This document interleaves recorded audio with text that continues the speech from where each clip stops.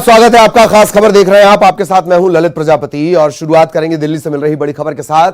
ED के सामने सोनिया गांधी की पेशी होनी है। रायपुर में ईडी के दफ्तर के बाहर कांग्रेस प्रदर्शन कर रही है। यह देश भर में दरअसल प्रदर्शन है। रायपुर में भी इसी कड़ी में प्रदर्शन हो रहा है। सीएम भूपेश बघेल इस प्रदर्शन में शामिल है। प्रदेश भर के कांग्रेस नेता इसमें शामिल हैं। केंद्रीय जांच एजेंसियों के दुरुपयोग का आरोप कांग्रेस लगा रही है। सोनिया गांधी को ईडी के नोटिस के विरोध में यह प्रदर्शन किया जा रहा है। तो पूरे देश में दरअसल यह प्रदर्शन चल रहा है। इसी कड़ी में छत्तीसगढ़, रायपुर में प्रदर्शन।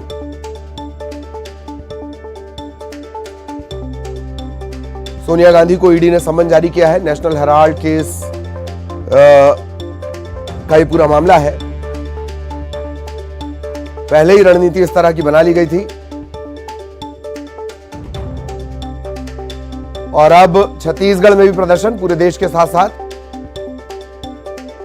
छत्तीसगढ़ से तमाम जो बड़े नेता वो एक जगह इकट्ठा हुए हैं। रायपुर में प्रदर्शन चल रहा है। दिल्ली में भी इसे लेकर प्रदर्शन चल रहा है।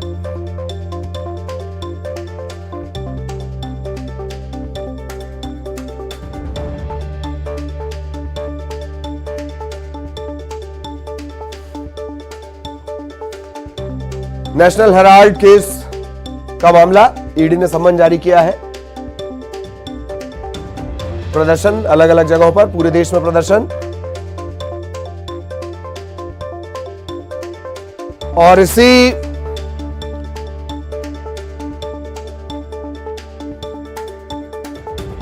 प्रदर्शन को लेकर किस तरह की स्थितियां हैं, हमारे जो सहयोगी हैं वो भी हमारे साथ जुड़े हुए हैं। शंकर आपको नजर आ रहे होंगे, दिल्ली से हमारे साथ जुड़े हैं।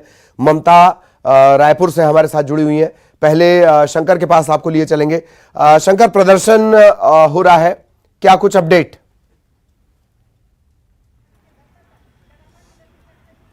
देखिए, इस वक्त में मैं केंद्रीय जांच एजेंसी प्रवर्तन निदेशालय यानी कि ईडी मुख्यालय के ठीक बाहर हैं और ठीक अभी से 7 मिनट पहले राहुल गांधी यहां से निकले हैं और यहां पर वो अपनी मां सोनिया गांधी और बहन प्रियंका गांधी को छोड़ने के बाद यहां से निकले हैं। हालांकि प्रियंका गांधी को पूछताछ के लिए नहीं बुलाया गया है, सोनिया गांधी के साथ बैठी हुई हैं।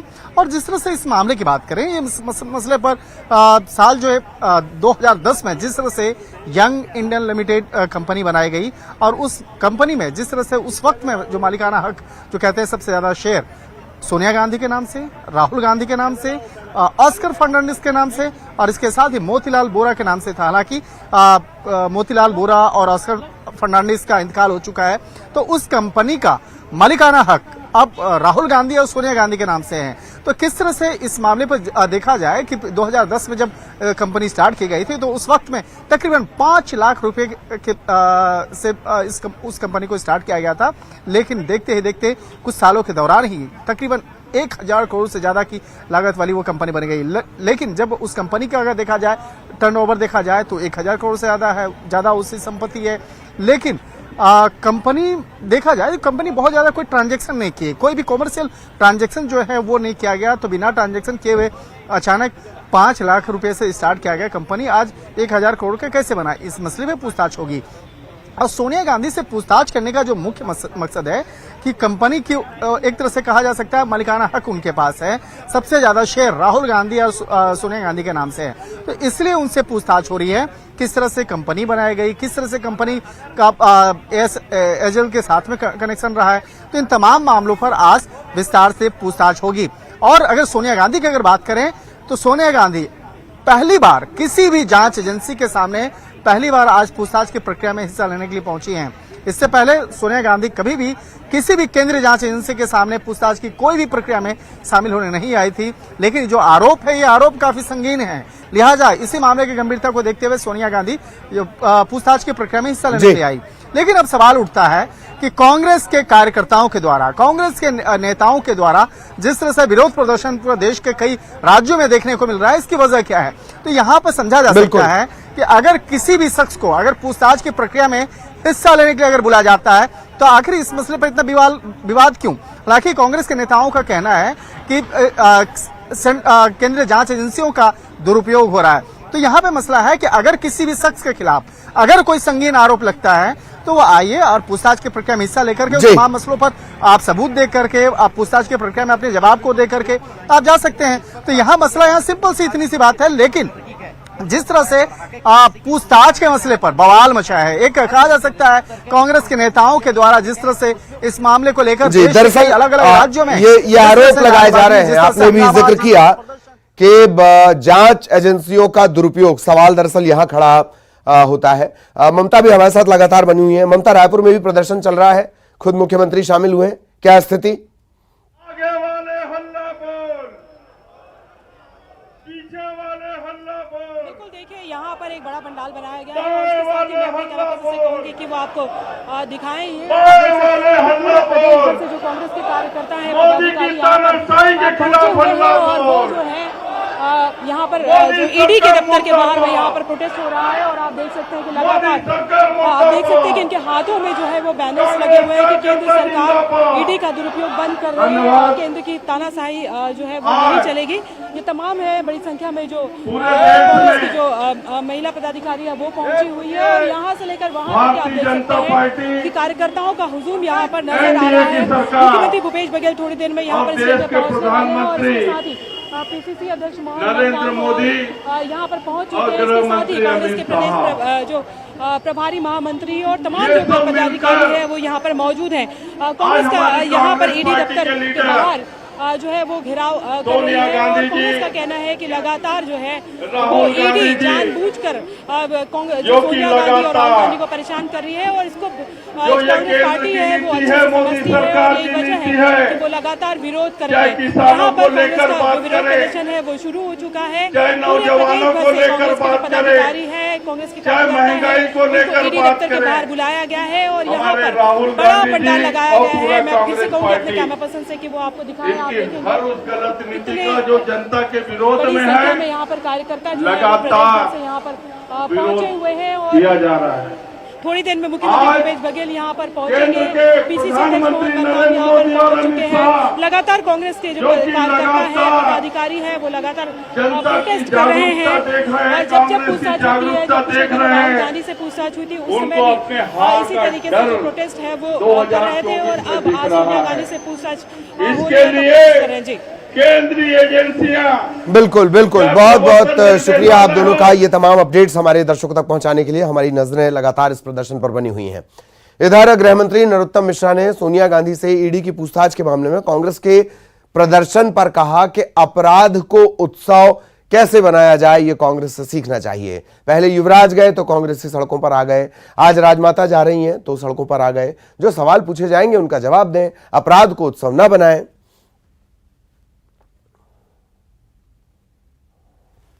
अपराध को उत्सव कैसे बनाया जाता है ये कांग्रेस से सीखो आप लोग। थानेदार ने बुलाया है, आरोप संगीन है, भ्रष्टाचार के, चोरी के, जाके बात बता देना चाहिए। पहले युवराज गए थे तो सड़कों पे आई थी कांग्रेस, अब राजमाता जा रही हैं तो सड़कों पे आ रहे हैं। क्यों? आप अगर गलत हैं तो मीडिया के सामने कह दो कि हम गलत हैं,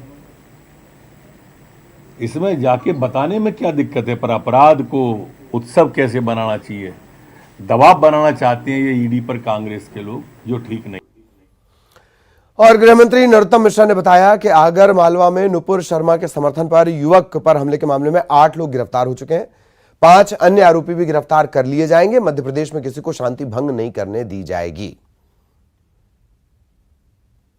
8 लोग उस विषय में गिरफ्तार हो चुके हैं, 5 जो अज्ञात थे वो भी शाम तक गिरफ्तार, कल तक गिरफ्तार हो जाएंगे, आज शाम या कल तक। मध्य प्रदेश शांति का टापू है, इसमें हम शांति किसी को भंग नहीं करने देंगे। सब पर 307 जैसी गंभीर अपराध में कार्रवाई हो गई है। अतिक्रमण अभियान भी आज से वहां पर प्रारंभ किया जाएगा। मध्य प्रदेश की शांति भंग करने की किसी को इजाजत नहीं है। और एमपी में आज से बूस्टर डोज महाअभियान की शुरुआत हुई है। सीएम ने इसकी शुरुआत की। राजधानी भोपाल के प्रतिमा मलिक महिला पुलिस अस्पताल में पहुंचकर उन्होंने इसका आगाज किया है। सीएम ने लोगों से बूस्टर डोज लगवाने की अपील की। उन्होंने कहा कि कोरोना अभी गया नहीं, पहले दूसरे डोज के बाद तीसरा डोज जरूर लगवाएं। कोरोना वायरस से बचाव के लिए कोविड वैक्सीन को उन्होंने असरदार बताया। हम सब अभी जानते हैं कोविड अभी गया नहीं, कम संख्या में भले ही क्यों ना हो, अभी संक्रमण हो रहा है और कोविड से बचाव का सबसे प्रभावी अस्त्र हमारे पास कोई है तो वो है कोविड वैक्सीन लगवाना, वैक्सीनेशन, टीकाकरण। इसलिए आजादी के अमृत महोत्सव के अवसर पर प्रधानमंत्री जी ने, भारत सरकार ने यह फैसला किया कि प्रिकॉशन डोज लगातार 75 दिनों तक पूरे देश में लगाने का अभियान प्रारंभ किया जाएगा। इधर चंद्रशेखर आजाद की 116वीं जयंती पर 23-24 जून को यूथ महापंचायत का आयोजन होगा। इसके लिए अमर शहीद चंद्रशेखर आजाद के गांव भाभरा के लिए गुरुवार को बाइकर्स का एक ग्रुप रवाना हुआ। सीएम शिवराज सिंह चौहान ने बाइक रैली को रवाना किया। 22 जुलाई को अलीराजपुर स्थित शहीद आजाद की जन्मभूमि से कलश में पावन मिट्टी और निर्मल जल को भोपाल स्थित शौर्य स्मारक लाया जाएगा। अमर शहीद चंद्रशेखर आजाद की 116वीं जयंती 23 जुलाई को कलश स्थापना समारोह इस दिन होगा। यूथ महापंचायत के तहत रैली का आयोजन किया जा रहा है।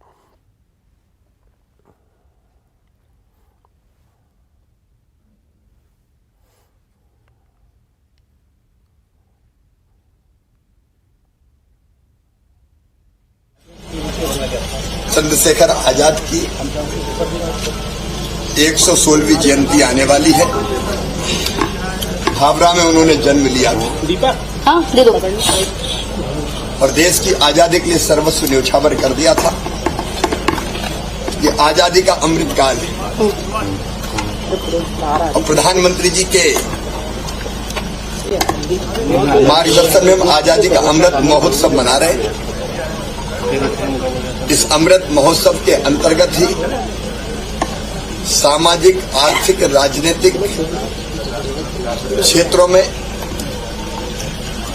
बदलाव के लिए और कौन से कदम उठाए जाने चाहिए, आत्मनिर्भर भारत के लिए, आत्मनिर्भर मध्य प्रदेश के निर्माण के लिए यूथ अपने आप को कैसे समर्पित कर सकता है और कौन कौन से काम किए जा चुके हैं, इस विचार को लेके एक बाइक रैली आज प्रारंभ हुई है। और अब भोपाल से बड़ी खबर। Collector Avinash Lavania corona positive आ गए हैं। संपर्क में आए अधिकारियों को क्वारंटीन रहने के निर्देश दिए गए हैं। 2 दर्जन अधिकारी कलेक्टर के संपर्क में रहे। इन सभी को क्वारंटीन होने के लिए कहा गया है।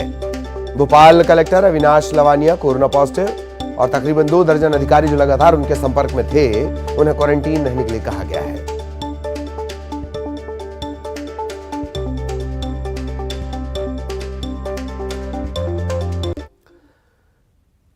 और अब एक बड़ी खबर सीधी से मिल रही है। पीएमओ को धमकी भरा मेल करने का मामला।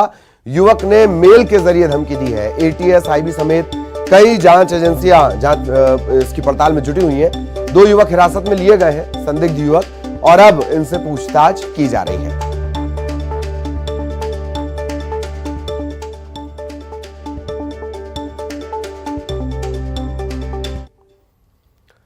चुनाव में हार के बाद नेता या तो अपनी हार का आरोप विपक्ष पर लगाता है या वोटर्स पर नाराजगी जताता है।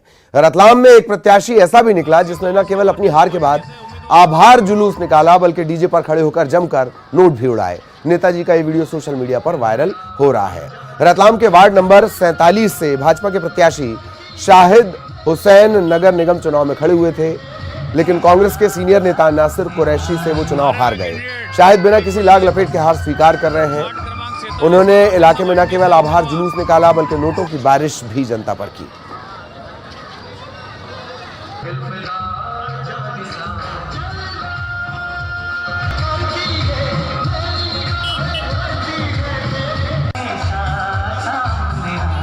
हारे हुए कैंडिडेट की खुशी वार्ड क्रमांक 47 के भारतीय जनता पार्टी से उम्मीदवार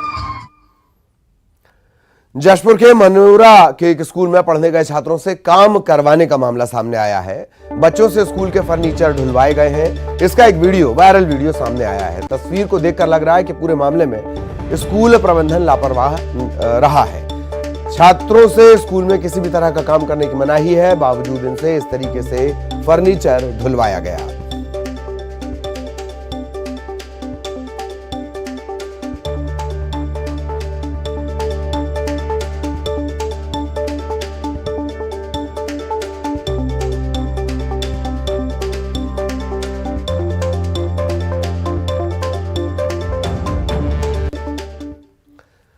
कोरोना काल के समय देश भर के मंदिरों के गर्भगृह में प्रवेश पर प्रतिबंध लगा दिया गया था। उसमें इंदौर का विश्व प्रसिद्ध खजराना गणेश मंदिर भी शामिल था। बाद में प्रदेश के महाकाल समेत सभी मंदिरों में गर्भगृह में प्रवेश शुरू कर दिया गया, लेकिन खजराना गणेश मंदिर के गर्भगृह के प्रवेश पर अभी भी पाबंदी है। मंदिर के सामने बने बरामदे से दर्शन के लिए भी 500 रुपए का शुल्क लिया जा रहा है। इससे लेकर भक्तों में खासा आक्रोश है। सियासी दलों को बड़ा मुद्दा मिल गया है। कांग्रेस ने इस पर अपनी आपत्ति दर्ज कराई है।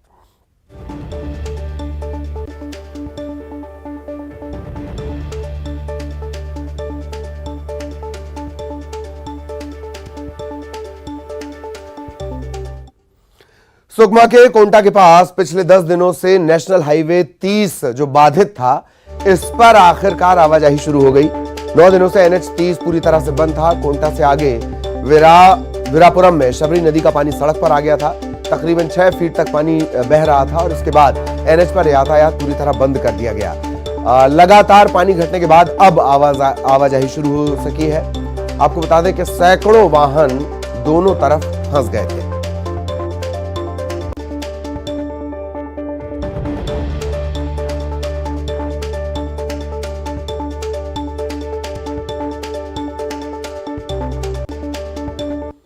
और अब बड़ी खबर कोंडा गांव से। बारिश के चलते पुल क्षतिग्रस्त हो गया है। भोंगापाल आलमेर के बीच बना पुल क्षतिग्रस्त हो गया है।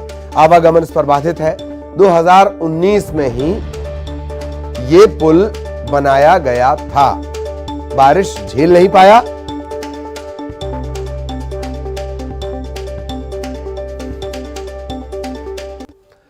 बलरामपुर कलेक्टर विजय दयाराम जिले के दोलंगी गांव के दौरे पर पहुंचे। यहां राष्ट्रपति के दत्तक पुत्र कहे जाने वाले पंडो परिवार के सदस्यों से मिले। जमीन पर बैठकर जन चौपाल के जरिए पंडो परिवार के लोगों से बातचीत की, हालचाल जाना, हर संभव मदद का भरोसा दिया। घर को देखा, पानी भी पिया। इस मौके पर कलेक्टर ने पंडो समाज के लोगों को नियमित स्वास्थ्य जांच कराने और बच्चों को स्कूल भेजने के लिए प्रेरित किया। आज रामचंद्रपुर ब्लॉक के धोलंगी पंचायत में पंडो बाहुल्य क्षेत्र में मेरा विजिट था। मुख्य रूप से स्वास्थ्य संबंधी जो वहाँ पे जांच हो रही है, स्वास्थ्य कैंप जो हम लगातार कर रहे हैं, उसका एक निरीक्षण था। और उन जो पंडो जनजाति समुदाय के जो हमारे लोग हैं, उनके बीच में बैठ के उनके जो समस्याओं का हलन और समस्याओं का निजात और उनके स्वास्थ्य संबंधी चीज़ों को अगर प्रशासन की तरफ से, शासन की तरफ से कुछ मदद की ज़रूरत है, उनको अवेयरनेस के लिए काम करने के लिए वहाँ पे एक कैंप के ज़रिए उनके बीच में गया था। दुर्ग के गुरु नानक एग्रीकल्चर कंपनी की फैक्ट्री में हुए हादसे में मजदूर की मौत हो गई। इसके बाद परिजन मुआवजे की मांग को लेकर फैक्ट्री के बाहर प्रदर्शन करने लगे, लेकिन प्रबंधन ने मुआवजा देने से इनकार कर दिया। इसके बाद परिजन और ग्रामीण आक्रोशित हो गए। कुम्हारी अहिवारा मार्ग पर इन्होंने चक्का जाम कर दिया। इसके बाद प्रशासन के आला अधिकारी मौके पर पहुंचे। कंपनी प्रबंधन से बातचीत के बाद मुआवजे के रूप में 1 लाख की नकदी और 9 लाख का चेक सौंपा गया। तब कहीं जाकर ग्रामीण वापस लौटे।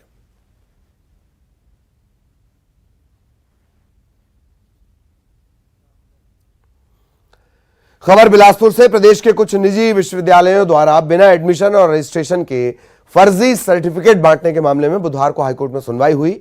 आरटीआई कार्यकर्ता के द्वारा दायर जनहित याचिका पर सुनवाई करते हुए हाईकोर्ट ने राज्य शासन, यूजीसी, आईएसबीएम और मैट्स यूनिवर्सिटी को नोटिस जारी किया है। 3 सप्ताह में जवाब मांगा है। आपको बताएं कि आरटीआई एक्टिविस्ट संजीव कुमार अग्रवाल ने ये जनहित याचिका दायर की। इसमें कहा गया कि कई निजी विश्वविद्यालय बिना एडमिशन के फर्जी सर्टिफिकेट बांट रहे हैं।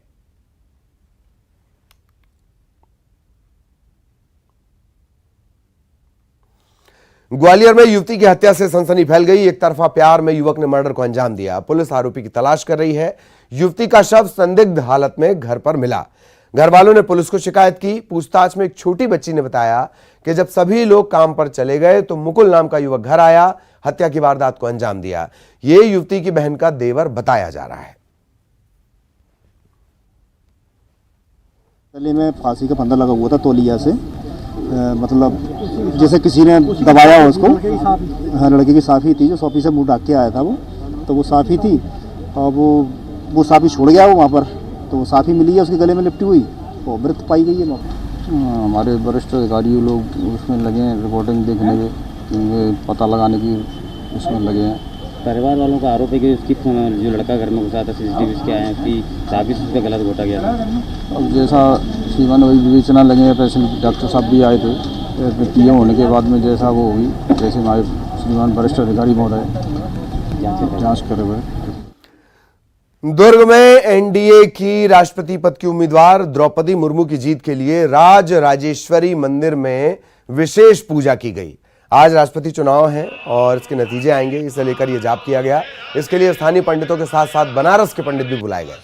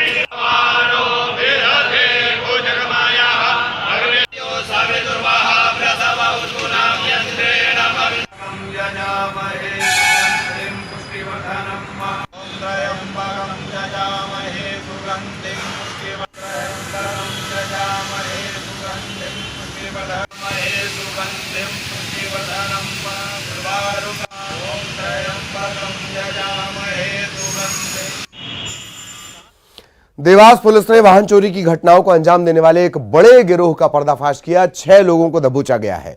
पकड़े गए वाहन चोरों के पास से 10 बाइक बरामद हुई हैं। पूछताछ में चोरों ने कई वारदातों में शामिल होने की बात कही है। पकड़े गए लोग अस्पताल के बाहर खड़े वाहनों को चोरी किया करते थे। बाकी के साथियों और वाहन के खरीदारों को दबोचने की तैयारी अब है।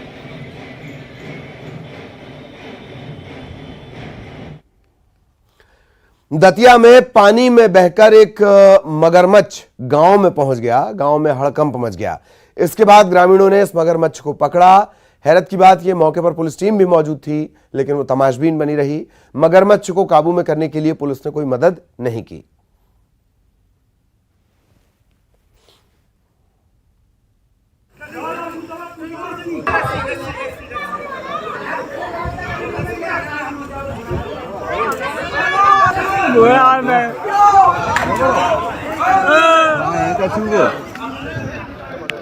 बोरा लटका है।